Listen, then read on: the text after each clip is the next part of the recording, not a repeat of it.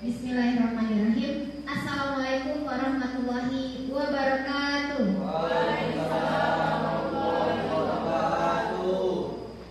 Dari Korea membawa pernak-pernik. Singgah sekejap di Malaka. Bapak Ibu, hari ini saya mau diseminasi praktik baik. Semoga bermanfaat untuk semua. Baiklah Bapak Ibu, alhamdulillah puji syukur kita haturkan kehadiran Allah Subhanahu wa taala karena berkat rahmatnya kita bisa berkumpul di ruangan ini dalam keadaan sehat walafiat. Tidak lupa salawat beri salam kita hadiahkan kepada Nabi Muhammad SAW dengan mengucapkan Allahumma sholli ala sayyidina Muhammad wa ala ali sayyidina Muhammad. Baik Bapak Ibu, hari ini saya akan berbagi praktik baik dari kegiatan OJL on the job learning 7 jurus BK Hebat. Jadi bulan September yang lalu saya ikut pelatihan Pasda Bimbingan dan Konseling. Jadi di kegiatan tersebut selain belajar modul secara online, kemudian tatap muka selama 5 hari dan dilanjutkan dengan mengaplikasikan selama 1 bulan ini. Nah, di dalam kegiatan ini saya bercerita sedikit ini yang dipelajari kemarin selama 5 hari, bahwasannya guru BK harus menerapkan 7 tema ini. Jadi mulai dari kenali potensi, kemudian kelola emosi, tumbuhkan resiliensi, selanjutnya jaga konsistensi, jalin koneksi, bangun kolaborasi dan menata situasi. Jadi ini untuk mengingatkan kami kembali bahwa terkadang ada salah-salah tidak sempurna. Jadi di pelatihan itu diingatkan kembali bahwa guru BK harus menjalankan 7 ini dan tentunya wajib berkolaborasi dengan guru mata pelajaran yang lain. Jadi alhamdulillah setelah pelatihan ini sedikit banyak merubah secara administrasi, kemudian secara materi penerapan pun sedikit demi sedikit saya ubah dari karena dapat ilmu dari pelatihan yang kemarin. Nah, untuk praktik yang akan dilaporkan itu adalah 2 jurus. Jurus 1 dan 2 yang saya pilih untuk saya implementasikan di dalam 1 bulan ini, yaitu kenali potensi dan kelola emosi. Nah, untuk kenali potensi itu yang harus dilakukan adalah bantu siswa mengenali potensi diri dan melalui asesmen minat dan bakat. Nah, yang saya lakukan adalah yang pertama membuat asesmen terlebih dahulu. Jadi dari pertanyaan ini nanti akan diketahui si A itu gaya belajarnya apa, kemudian si A itu juga minat karirnya kemana gitu ya, yang cocok untuk dirinya. Nah, kemudian setelah saya print, saya bagikan setiap anak dapat 1 gaya belajar dan 1 minat karir. Lalu muncul hasilnya. Nah, ini saya terapkan di kelas 12 IPS. Jadi nampak di sana hasilnya bahwa ada 24 siswa yang ikut hari itu dan masing-masing beragam gaya belajar dan minat karirnya. Jadi kesimpulannya dari kelas 12 IPS, dari 24 siswa, 13 siswa memiliki minat karir enterprising dan 9 siswa memiliki minat karir sosial. Kalau enterprising ini berarti bidangnya tentang berwirausaha, bernegosiasi. Mereka mau di bidang itu gitu, setelah tamat pinginnya di situ. Ataupun kalaupun kuliah pinginnya di bidang itu juga. Kemudian kalau sosial itu berkaitan, guru termasuk sosial juga. Guru di bidang laba-laba tertentu itu sosial. Kemudian yang berkaitan dengan membantu orang lain, pekerjaan yang seperti itu yang mereka minati, ada 9 orang.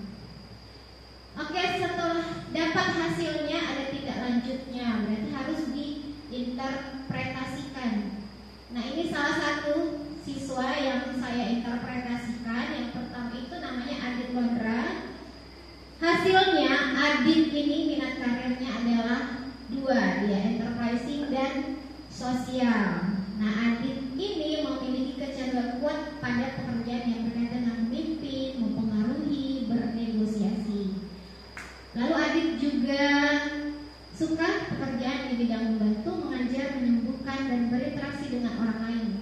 Jadi berarti adit ini tidak cocok pekerjaan yang di dalam ruangan atau di depan benda mati, misalnya mesin-mesinan atau komputer kan benda mati. Harus yang berkaitan seperti kita yang berinteraksi dengan orang banyak. Kemudian adit ini gaya belajarnya adalah auditory. Jadi dia akan mudah paham kalau melalui informasi itu dari pendengarannya. Jadi kalau baca materi harus suaranya dia lantang, baru dia paham. Tapi kalau dia hanya senyap baca dalam hati, itu dia sulit memahami. Kemudian atau dia menjelaskan lagi ke orang lain juga bisa, atau mendengarkan orang lain menjelaskan, dia akan lebih paham. Selanjutnya untuk pengembangan karir, rekomendasinya adalah mendorong adit untuk memilih peminatan sosial dan mengeksplorasi profesi di bidang sosial dan bisnis. Jadi bukan berarti harus kuliah gitu Bapak Ibu ya. Jadi minatnya nanti mau kemana setelah dia tamat bidangnya. Jadi sosial dan bisnis arah dari langkah adit selanjutnya. Kemudian tidak lanjut dari BK adalah melaksanakan konseling individual atau kelompok karir untuk membedah kurikulum jurusan sosial dan bisnis. Jadi sebelum, kalau misalnya si adik ini nanti mau kuliah, dia udah tahu mau belajar apa nanti saat kuliah bidang sosial dan bisnis itu. Atau misalnya yang tidak kuliah, berarti direkomendasikan untuk ikut pelatihan-pelatihan yang berkaitan dengan bisnis. Karena walau bagaimanapun untuk terjun ke suatu bidang kita harus punya ilmunya, gitu, agar bisa maju. Oke, selanjutnya sudah dilaksanakan interpretasi di dalam administrasi bimbingan dan konseling, harus diintegrasikan dalam program tahunan. Jadi apa yang kita lakukan harus sesuai dengan program tahunan. Nah, di sini saya lakukan program tahunan yang sesuai. Jadi untuk kelas 12 sudah ada bimbingan klasikal, kemudian tambahannya yaitu penyusunan rencana karir untuk enterprising atau sosial. Jadi kemudian dokumentasinya ini kegiatannya kemarin untuk konseling kelompok ataupun konseling kelompok tema minat karir enterprising dan sosial. Jadi dua aja yang dibahas karena di dalam kelompok itu mereka minatnya itu rata-rata. Ini nanti akan dibuat lagi konseling kelompok lain dengan minat yang berbeda. Jadi harus sesuai dengan apa yang diri mereka. Kalau kita bahas yang lain, mereka yang tidak tertarik. Oke, itu tadi untuk kenali potensi yang sudah saya lakukan di kelas 12 IPS. Saya akan berpindah lagi. Untuk yang kedua, saya menerapkan pembelajaran yaitu jurus kelola emosi. Kelola emosi ini diminta untuk melatih siswa mengenali, memahami, dan bisa mengelola. Jadi emosi itu harus kenal dulu, paham, baru kita bisa mengelola emosi kita secara sehat. Tentu dengan pendekatan sosial emosional learning SEL dalam singkatannya. Nah, ini Bapak Ibu, seperti biasa sebelum memberikan materi di kelas harus ada asesmen terlebih dahulu. Jadi beda kelas bisa jadi beda materinya. Jadi di asesmen dulu, kemudian hasil asesmen ini kemarin asesmennya saya buat dalam bentuk Google Form, kemudian di-share oleh wali kelas, oleh Pak Farid dari kelas 12 IPA. Kemudian dapat hasilnya. Dari total 16 peserta didik, ternyata ada 10 siswa yang memilih kadang-kadang dan jarang dalam indikator mampu menenangkan diri ketika sedang merasa marah atau kesal. Gitu ya. Jadi artinya apa? Mereka butuh materi tentang ini. Materinya yang cocok adalah teknik regulasi emosi atau kelola emosi dan manajemen stres. Kenapa manajemen stres juga kita ambil? Karena mereka ini sedang dalam masa-masa mereka menghadapi pilihan hidup untuk langkah selanjutnya. Jadi di sini kita hadir untuk memberikan teknik kelola emosi tadi. Sudah selesai kita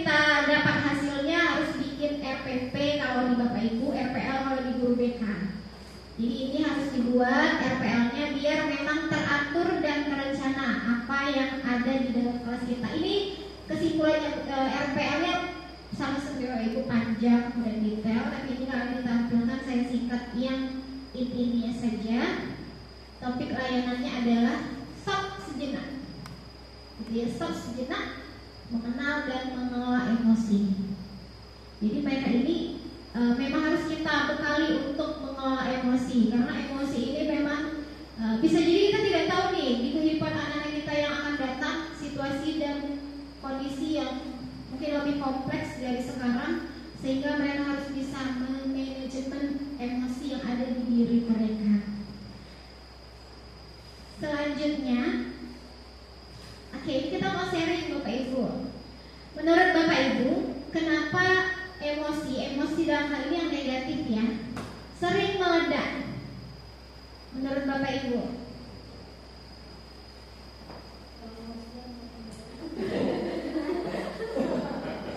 Kenapa? Kita sharing ya. Kenapa menurut Bapak Ibu emosi itu sering meledak gitu? Dan kita kok saya marah ya tadi ya gitu. Karena kita sadar ya, ada rasa nyesal juga sih udah marah gitu. Tapi udah, iya baik silakan. Ini menurut saya ya, salah satu penyebab mengapa orang sering meledak emosinya karena dipancing.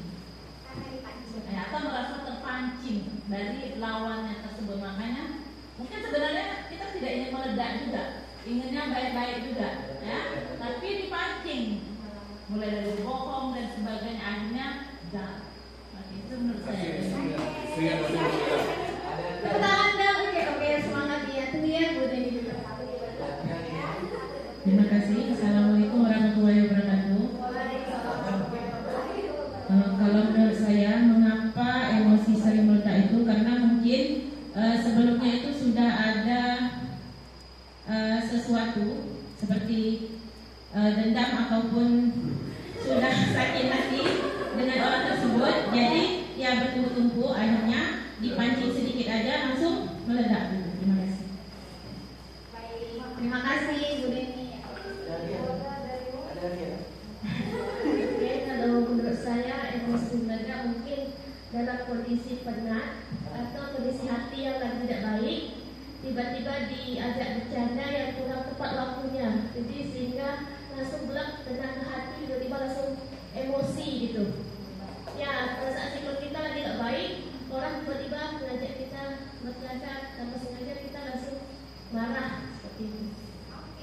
Kasih isi yang namanya. Kalau menurut saya si Bu Dewi, kenapa emosi itu sering meledak? Singkat saja, karena dia belum selesai dengan dirinya sendiri. Apakah itu dari segi fisik ataupun psikologis? Karena kenapa ya? Orang lain itu bukan bertanggung jawab untuk menyelesaikan itu. Jangan ditanggung biaskan orang tersebut. Selesai dalam dirinya, seperti itu. Baik, terima kasih Miss Ai. Ada lagi kalau Bapak, kita mau dengar ya dari Bapak.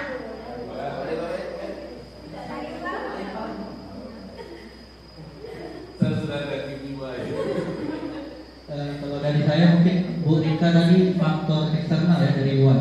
Mungkin faktor internal dari dalam kita nih, kondisi tadi lah, kita ngantuk, lapar, keadaan tidak enak. Nah itu emosi pasti. Ya, belum selesai sama diri sendiri, termasuk faktor internal. Jadi dari dalam diri kita sendiri. Terima kasih. Mama Bu, kalau ini pembelaan. Kalau menurut saya tidak sesuainya harapan dengan keadaan. Jadi harapan kita terhadap mungkin terhadap anak mampu tinggi, sementara faktanya berbeda. Yang pertama, yang kedua mungkin karakter juga.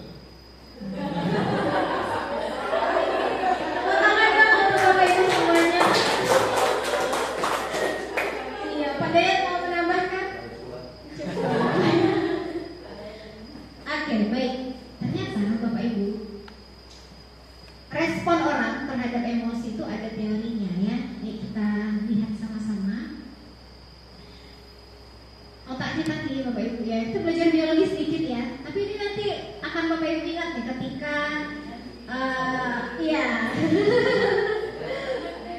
Otak kita tuh ada dua, neokortex, limbik, sama reptil, gitu ya. Neokortex itu dia fungsinya apa?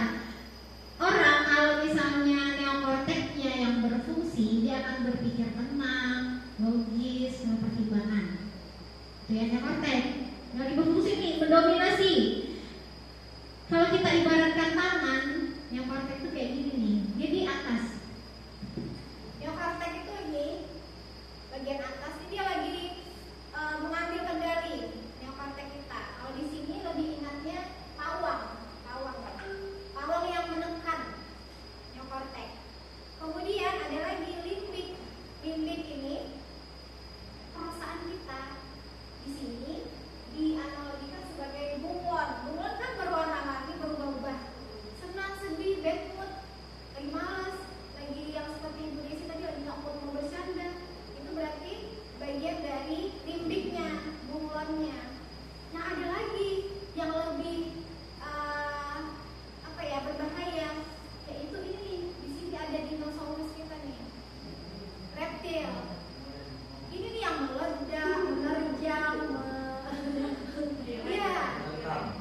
Jadi kenapa orang sering meledak? Berarti yang menguasai dia saat itu adalah dinosaurusnya. Dinosaurus kita. Itulah kenapa kita butuh bunglon tadi untuk menekan perasaan. Tapi tidak cukup. Kita butuh pawang.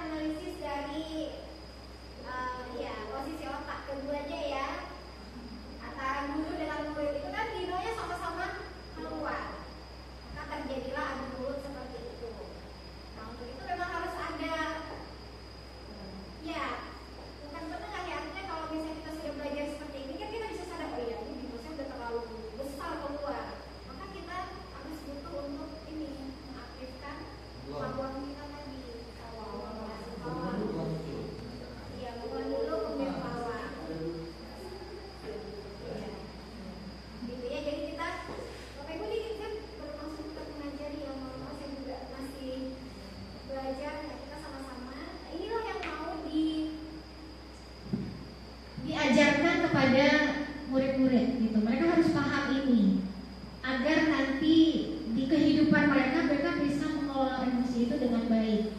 Karena emosi itu bisa melukai diri sendiri dan bisa juga melukai orang lain.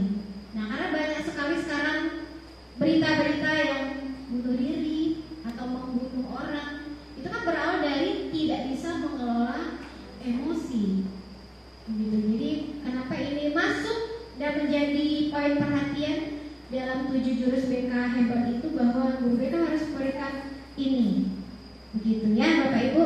Oke, kita lanjut sampai di sini. Cukup bisa dimengerti Bapak Ibu. Oke, kita lanjut. Nah, tentu tadi kan kita perlu ya Bapak Ibu ya mengaktifkan si pawang tadi. Gimana caranya? Nah, kita perlu ini teknik STOP. STOP. Jembatan sebelum merespon. Gitu. Jadi kita harus tenang dulu gitu. Jadi jangan merespon langsung. Stop. Diam dulu. Take a breath. Tarik nafas dulu, istighfar dulu. Gitu. Ini mau diaktifkan dulu, karena kalau kita langsung merespon itu dino yang langsung keluar.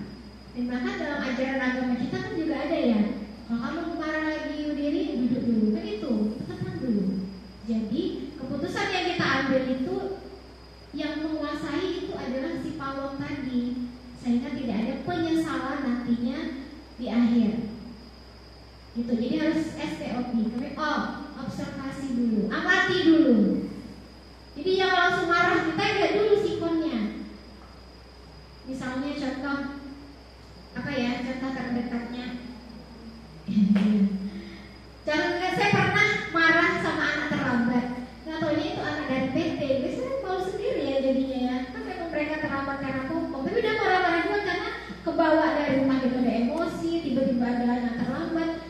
Saya marah. Tapi kemudian Bu Eni waktu lihat itu kan anak PT. Oh iya ya, malu gitu ya kan. Udah meledak duluan, tapi saya nggak melihat situasi, observasi dulu, kita amati dulu, gitu ya. Kemudian P, proses, baru kita jalankan. Waduh.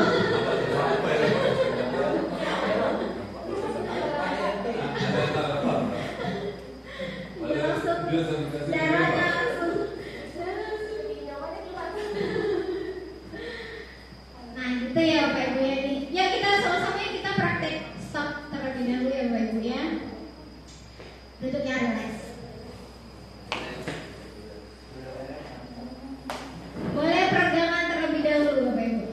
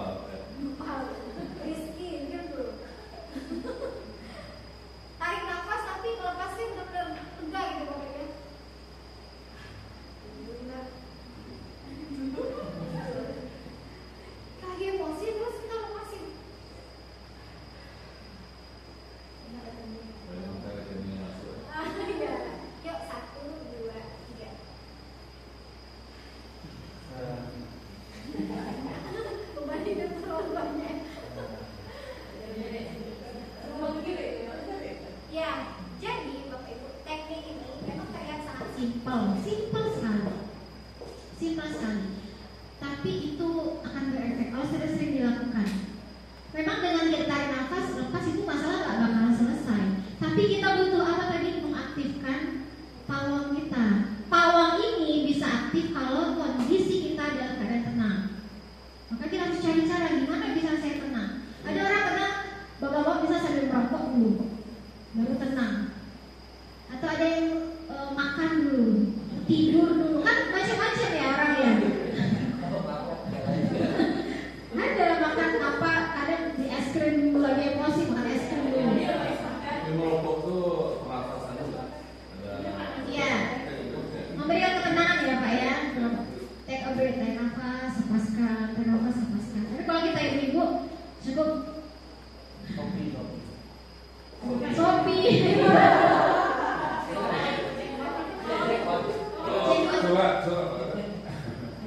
Ya, begitu ya Bapak Ibu. Jadi kita punya cara berbeda-beda Bapak Ibu. Tergantung Bapak Ibu biasanya menggunakan yang mana. Dan jangan lupa digunakan. Kadang kita lupa. Gitu. Kadang lupa untuk guna langsung aja tuh. Gitu ya. Kalau kita di rumah ya anak ini jadi itu juga gitu saya. Langsung gitu. Tapi oh iya nggak boleh ya. Ternyata kita tenang dulu baru kita merespon. Memang ini harus dilakukan. Berbeda hasilnya. Keputusan yang diambil ketika Dino yang keluar dengan keputusan diambil ketika neokortex yang bisa memegang kendali itu beda keputusannya, gitu ya. Oke, selanjutnya setelah memberikan di kelas pada kelas besar, selanjutnya ada lagi yaitu berkolaborasi dengan guru mata pelajaran. Nah, untuk berkolaborasi pun ada alurnya. Yang pertama, saya minta kesediaan dulu dari guru yang bersangkutan untuk diobservasi pembelajaran sosial emotional learning. Jadi materinya tetap materi fisika, tapi dimasukkan unsur-unsur sosial emotional learning tadi. Nah, ini saya bekerja sama dengan Ibu Pipi tanggal 10 Oktober kelas 12 MIPA. Yang mau dilihat yaitu aspek pengelolaan diri. Karena berhubung fisika ini mapel yang cukup sulit, ya mapel yang cukup sulit. Jadi kita coba lihat di kelasnya Ibu Pipi. Bab kinematika, subbabnya yaitu gerak lurus berubah beraturan. Nah, dari hasil pengamatan, guru menggunakan teknik mindfulness, tarik nafas 3 kali sebelum memulai mengerjakan soal yang sulit. Itu kasih jeda dulu. Itu jadi cepat ya mulai yang 10 menit. Nah itu berarti tidak menggunakan sel, tapi kasih jeda dulu. Karena kita tahu nih soalnya sulit. Kasih jeda dulu biar aktif neokorteknya. Kemudian respon siswa. Nah saat berkelompok ada siswa yang merasa kesulitan, ambil jeda dulu. Tenang dulu ya, sulit. Jeda dulu, baru mulai lagi, gitu. Selanjutnya umpan balik dari guru BK, penerapan sel di pembelajaran fisika sudah baik, namun perlu diperkuat karena manusia suka lupa, gitu ya. Jadi sebaiknya ada poster STOP di kelas. Jadi saat Anda sudah mulai mengalami stres atau Dino yang akan keluar dan melihat itu, oh iya. Jadi diingatkan dengan adanya kalau ada STOP dalam bentuk poster di dalam kelas. Selanjutnya, kesimpulannya dari dengan guru mata pelajaran akan mencoba memberikan kesempatan jeda emosi. Jadi setiap 30 menit jeda dulu 2 menit. Kasih anak untuk rileks dulu. Jeda ini boleh terserah Bapak Ibu nanti di kelas. Kalau misalnya anak udah tidak kondusif, boleh ice breaking, boleh tarik nafas dulu, boleh peregangan kayak tadi. Kan udah nampak yang ngantuk-ngantuk, peregangan dulu. Atau udah lihat ngantuk luar biasa tidur, boleh cuci muka dulu gitu. Karena kita yang membantu dia untuk bisa mengaktifkan pawangnya tadi begitu. Oke, selanjutnya. Nah ini dokumentasinya. Bapak Ibu, kita akan mempraktikkan pengelolaan emosi. Nanti saya akan membacakan narasi, saya akan bagikan Bapak Ibu kertas satu orang satu. Setiap cerita yang membuat Bapak Ibu tidak nyaman, agak dikeremuk gitu ya bagian-bagian kertas ini ya. Gitu, ini nggak apa-apa nanti jadi bola boleh, lipat-lipat boleh. Jadi ekspresikan emosinya ke dalam kertas ini ya Bapak Ibu. Oke, saya akan bagikan terlebih dahulu.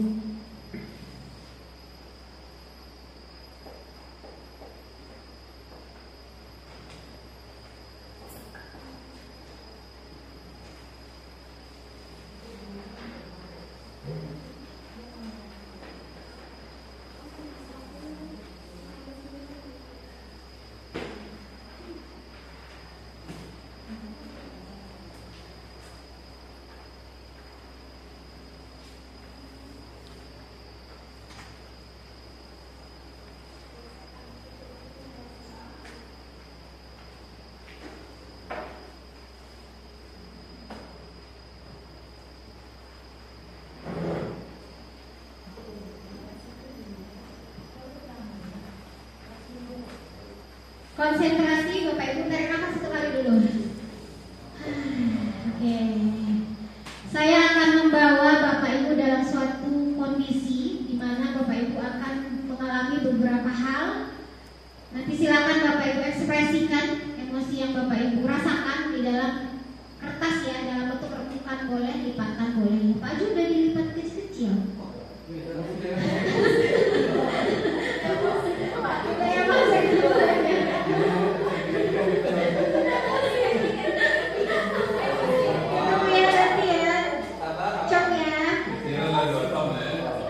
Sepertinya ini memang menggambarkan situasi dan kondisi ya.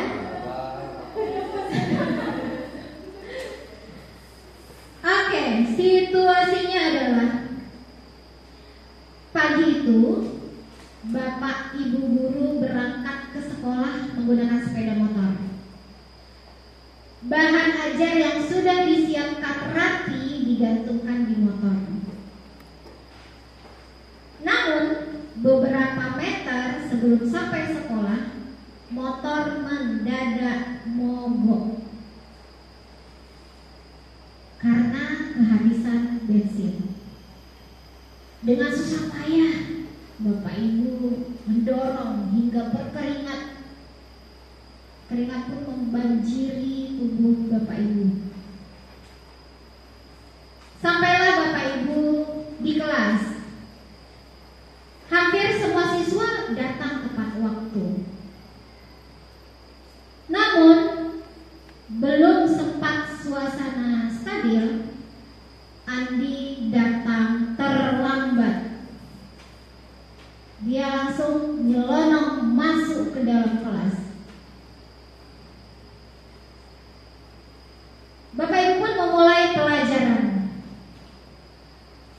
Namun saat akan menggunakan bahan ajar yang sudah disiapkan, Bapak Ibu guru tersadar bahwa bahan tersebut tidak ada. Dicari ke sana kemari, tapi tetap tidak ditemukan. Dengan terpaksa Bapak Ibu melanjutkan mengajar seadanya. Padahal tadi malam Bapak Ibu sampai begadang untuk menyiapkan pembelajaran yang menarik hari ini. Bayangan aktivitas mengajar yang seru seketika bubar. Di tengah pelajaran, saat Bapak Ibu mengajar, Andi terlihat tidak memberikan perhatian. Dia menunduk di bangkunya. Saat didekati, ternyata Andi sedang tertidur. Tak lama kemudian ada seorang bapak-bapak mengetuk pintu kelas. Bapak itu berkata, "Maaf, saya pamannya Andi. Sebetulnya Andi sudah 3 hari di rumah sakit karena menunggu ayahnya yang sedang sakit. Meski kurang tidur, tapi Andi maksa selalu ingin sekolah karena tidak mau ketinggalan pelajaran. Sekarang saya izin mau jemput Andi, Pak, karena ayahnya masuk ICU." Paman Andi juga mengeluarkan sebuah bungkusan dari tasnya. "Oh iya, Pak, Bu, tadi di jalan saya menemukan bungkusan ini. Saya tadi tidak cek isinya buku. Saya tadi cek isinya buku dan ada nama sekolah ini. Jadi saya bawa. Siapa tahu Bapak Ibu guru bisa mengembalikan kepada pemiliknya." Lalu Bapak Ibu melihatnya dan ternyata itu bahan ajar yang dicari-cari tadi. Andi dan pamannya pun berpamitan. Bapak atau Ibu kembali ke kelas dengan bahan ajarnya kembali di tangan. Bapak Ibu melanjutkan pelajaran dengan semangat menggunakan bahan ajar yang telah disiapkan tadi malam. Oke, Bapak Ibu lihat dong kertasnya. Wah, Masya Allah, tenang aja ya Bu ya, Bu Nani ya.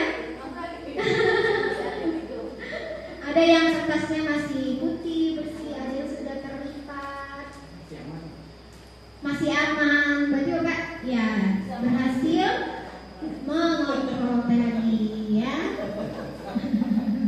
Masih tenang, biasa aja gitu ya. Kalau Pak tertinggal ya udahlah pakai apa adanya aja. Kan ada tipe orang begitu ya. Kasusnya tidak relate ya dulu ya. Ya kita tidak menantang. Tidak menantang ya. Tidak mengalami.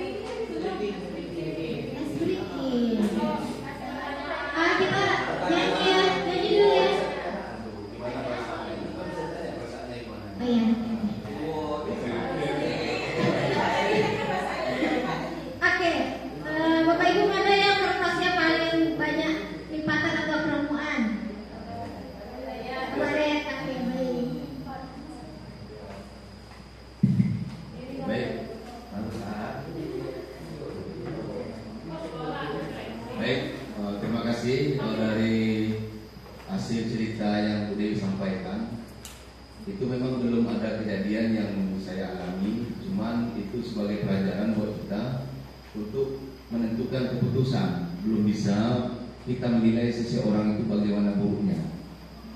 Mana tahu siswa yang kita prediksi itu kehidupannya lebih sulit daripada kita. Sementara kita sudah mengancam dan ini segala macam.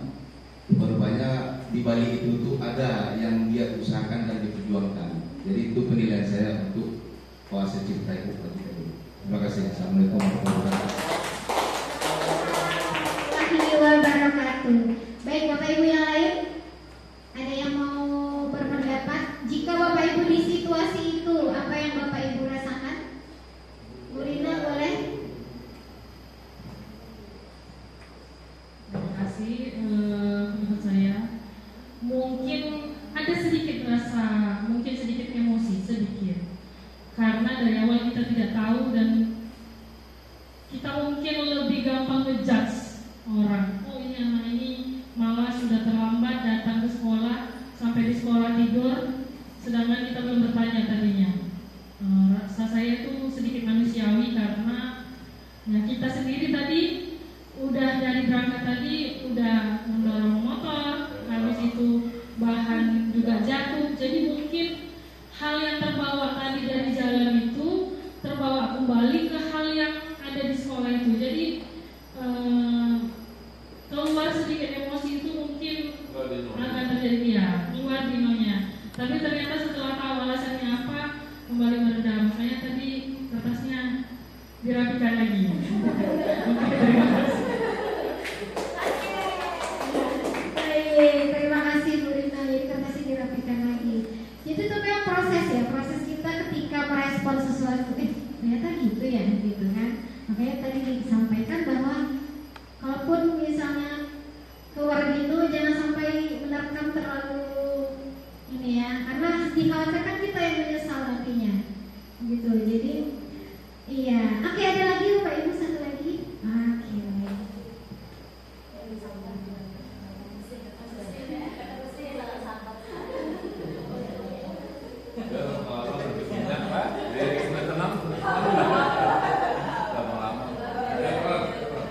Kalau dilihat kertas yang saya pegang memang tak menggambarkan emosi terhadap sesuatu. Kita sebelum emosi pada orang lain, siswa masuk di sini ya. Mungkin saya lebih mengkoreksi pada diri sendiri dulu kan. Saya tak emosi sebab kesalahan itu memang berawal dari diri kita sendiri. Kan kelalaian kita sendiri yang tak mesti minyak motor, tak menyimpan di mana perangkat pelajaran.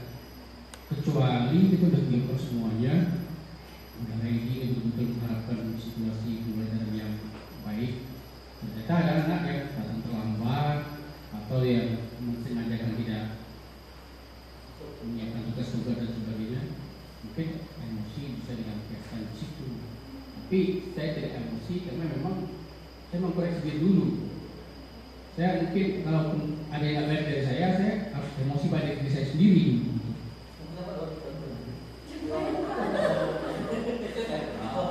Intinya sebelum kita mengambil tindakan emosi pada orang lain, kita mengkoreksi dulu. Ini kan salah kita. Ya. Mungkin kalau dikaitkan dengan yang pertama tadi, kenapa kita emosi, pengalaman yang paling membuat saya emosi,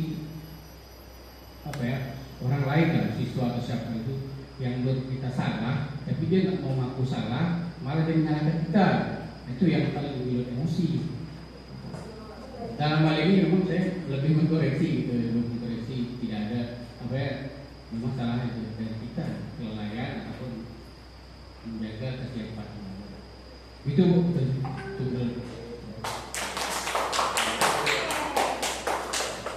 saya sebenarnya sekarang aja yang cowok cakap semua, saya sendiri tidak. Iya.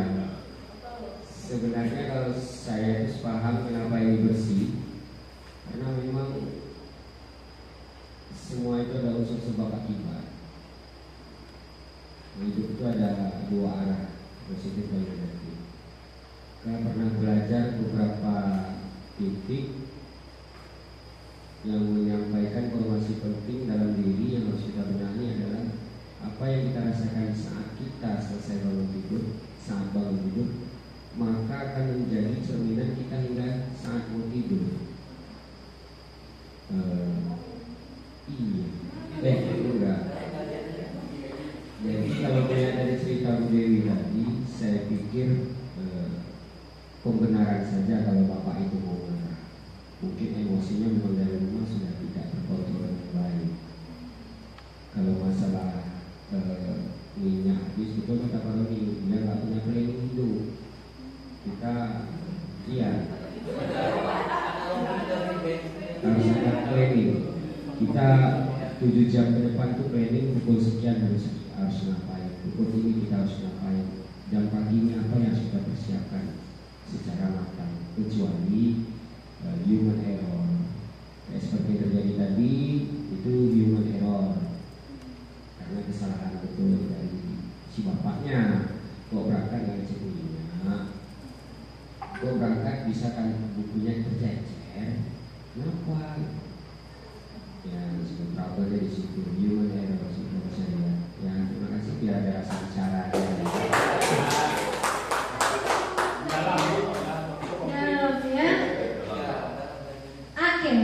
Bapak Ibu,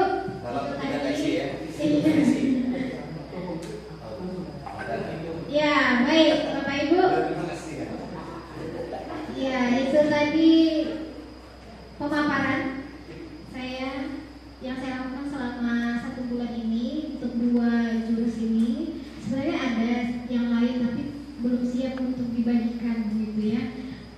Sebelum kita akhiri, saya ingin mengajak Bapak Ibu untuk bernyanyi sebentar. Boleh ya?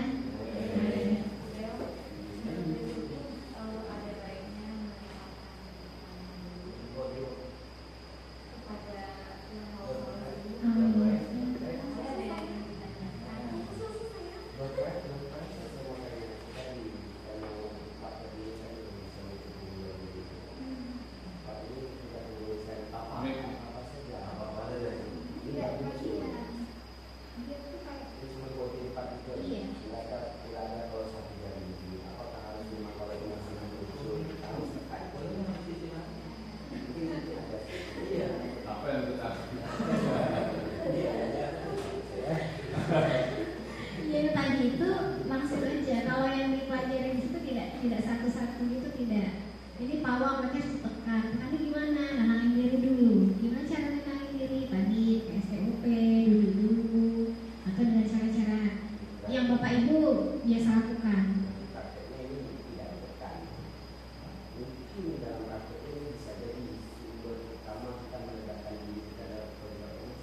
Iya.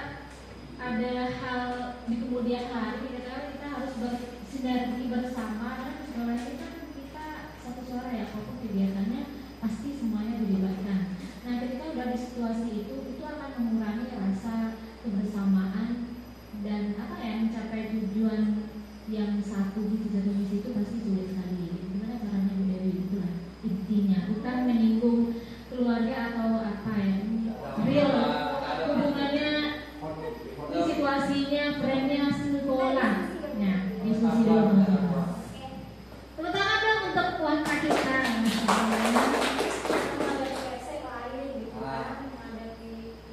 Lain menghadapi rekan lain. Iya, betul ya. Oke, Bapak Ibu bagaimana yang disampaikan tadi? Bagaimana caranya biar kita bisa menghadapi orang dengan berbagai macam karakter?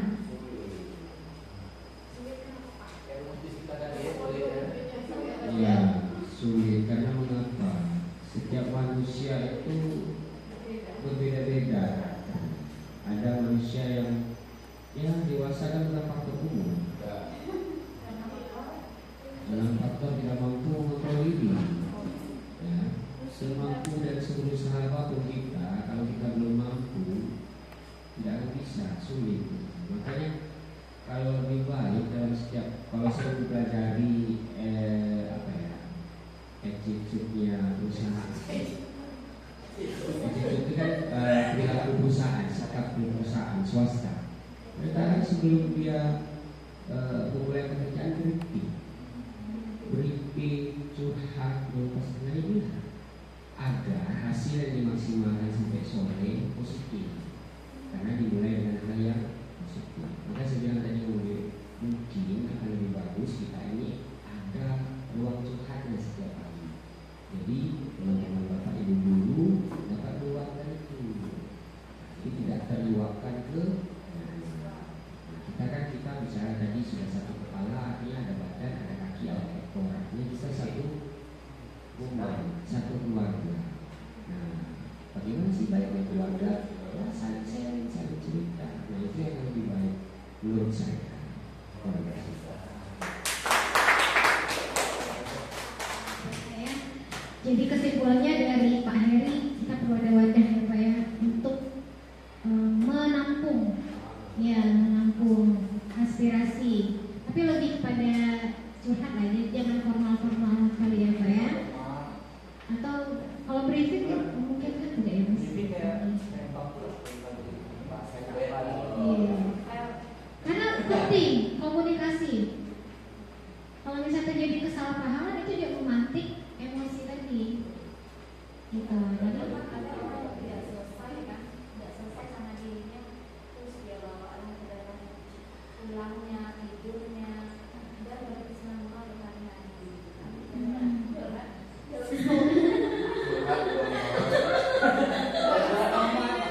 karena dalam story-nya. Saat status itu tidak jadi bumerang untuk kamu. Bumerang boleh. Ya itu juga kita juga bisa melihat orang ya dari ketika dia membuat status, kalau ungkapan tentang sindir menyindir juga tidak enak ya jadinya ya. Oke, iya karena ini kalau sindir menyindir itu seperti dua mata pisau karena kena sama orang yang tertuju, yang bahayanya meleset. Oke, iya. Iya gitu ya. Iya. Mengambil kalimat Pak Heri tadi bahwa kedewasaan itu bukan tentang umur tapi tentang bagaimana mengelola emosi. Bagaimana cara mengelola emosi, kembali lagi tadi kepada materi tadi. Jadi kita kan tidak bisa, kalau menurut saya ya, kita tidak bisa mengatur emosi si A, si B, si C. Yang bisa kita atur adalah kita sendiri gitu. Nah berhubung hari ini kan kita udah sama-sama nih tahu tentang ini. Kalau masing-masing kita aja ngatur emosi kita masing-masing, maka kita pun akan semuanya akan menjadi tenang gitu ya. Bahasa kita jangan sampai lupa ya, saya mengingatkan. Tapi kalau kita bilang ngatain orang, pasti orang nggak akan terima gitu. Jadi ya kita ke diri kita masing-masing dulu, perbaiki pelan-pelan. Karena ini keterampilan yang harus dilatih. Tidak bisa langsung tiba-tiba kita jadi kalem gitu, tidak bisa. Berlatih sedikit-sedikit, dilatih, maka akan jadi kebiasaan. Kebiasaan akan jadi karakter. Makanya ada bahasa hati-hati membiasakan yang buruk, karena itu akan menjadi